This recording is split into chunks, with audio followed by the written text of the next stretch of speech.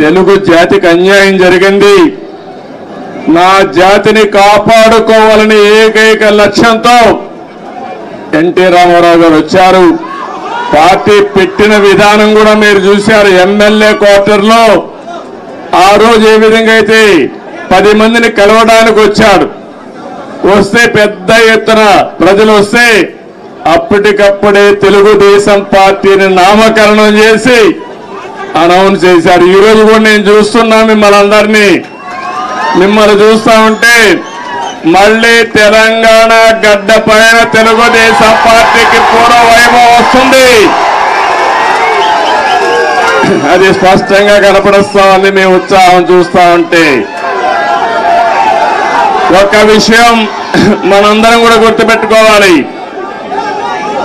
ఈరోజు 2 రాష్ట్రాలు విభజన జరిగినప్పుడు కూడా నేను ఒకటే ఆలోచించాను. ఇటు తెలంగాణ అటు ఆంధ్రప్రదేశ్ 2 కళ్ళు లాంటివి. అందుకే ఆ రోజు ఒకే మాట చెప్పాను. నేను ఏ పక్క కూడా సైడ్స్ తీసుకోకుండా 2 ప్రాంతాల ప్రయోజనాల లక్ష్యంగా పనిచేసిన ఏకైక పార్టీ తెలుగుదేశం పార్టీ.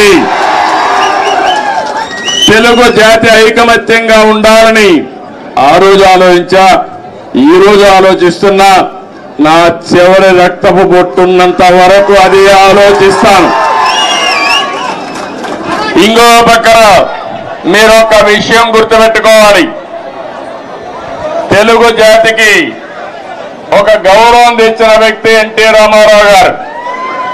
అంత మునుపు తెలుగు వాళ్ళందరినీ మదరాసి అని పిలుస్తా ఉంటే కాదు, తెలుగు జాతి ఒకటి ఉందని ప్రపంచానికి చాటి చెప్పిన ఏకైక నాయకుడు నందమూరి తారక రామారావు గారు.